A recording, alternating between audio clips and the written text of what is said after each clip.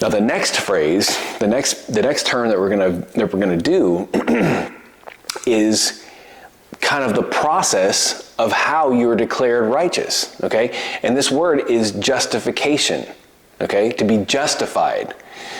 Now, if you've heard anybody use the kind of the saying, what justified really means is it's just if I'd never sinned. And that's what it is. It's justification is the process by which God declares us guiltless, sinless, or righteous, okay?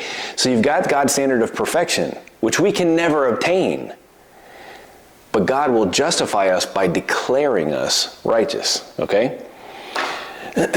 Now, who's the only one that is qualified to judge? God, right? God is the only righteous judge of the world, Jesus. Only He can say who is good or who isn't, okay? But here's the thing, if you and I, if we can never be good enough, if all we've really earned is death and hell, how on earth can God just declare us to be sinless when we're sinful? How can He do that, right? How can God, knowing that we're sinful, not righteous, all of a sudden just call us righteous? Well, let's go back and look at the original verse in Romans that we were using. You know, that big long verse in Romans 3. And what we're going to read is verse 21 and 22. Okay? Look at what Paul says.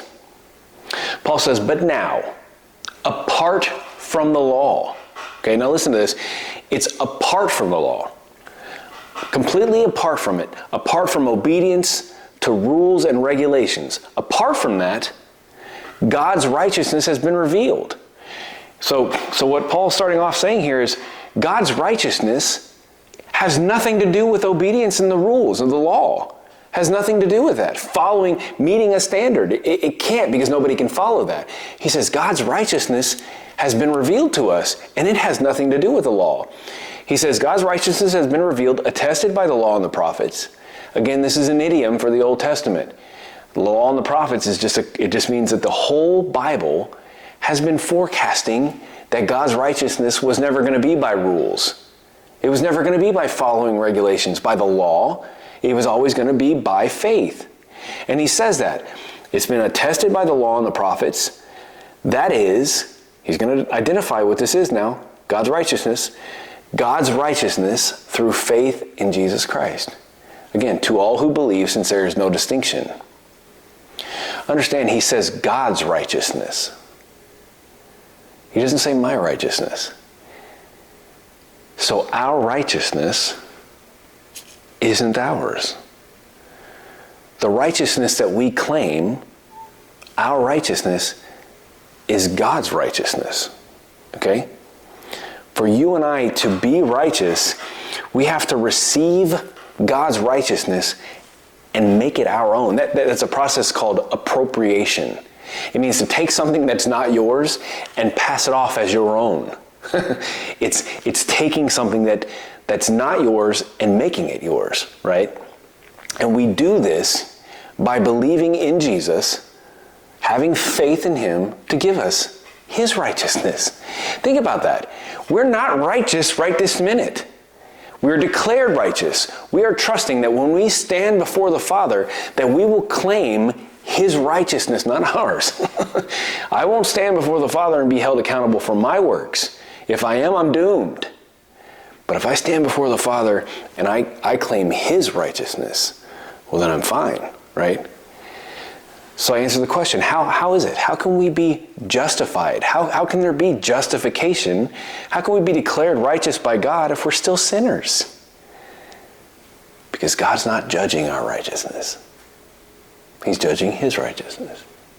You know, He's judging us upon His righteousness that we've taken upon ourselves by that gift that Jesus gave us. I love this in 2 Corinthians, Paul talks about people that have turned to the Lord, that they're looking at things unveiled. And they say, they look in the mirror, and you know what they see? They see Jesus. They see a reflection of Jesus. I've always loved that picture, because when I look in the mirror, I don't want to see me. I I don't want to see me. I want to see Jesus. I want to see him and his perfection covering me. If I see me, it's ugly. It's nasty. It's gross. It's not what I want. I want him.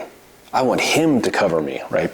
I love the Old Testament because it paints these beautiful pictures, right, of the New Testament. And I love how Isaiah paints this picture of wearing Jesus' righteousness like a robe, right? Like a garment over ourselves. In Isaiah 61, verse 10, listen to how Isaiah paints this picture. Isaiah 61, verse 10. He says, I greatly rejoice in the Lord. I exult in my God. Listen to this.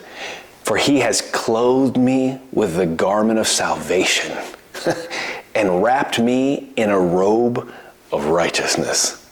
He's just robed me in it. I love that. And he says, as a groom wears a turban and as a bride adorns herself with jewels. I love that he ends that sentence with like this wedding theme, right?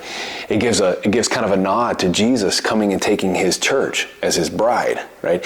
If you remember, do you remember Jesus? He gives this parable of a king who's got a wedding, right? And everybody's there, and then there's this guy that's there, and he's not dressed in the right attire. And he says, friend, how did you get in here? How did you get in here with that robe? You know? And it turns out he didn't have the correct attire on. He wasn't robed in the correct attire. And what did they do?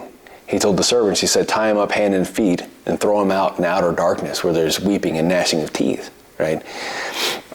But you and I, who are found in him, not having a robe or a righteousness of our own, like Paul says in Philippians, we're having his robe of righteousness.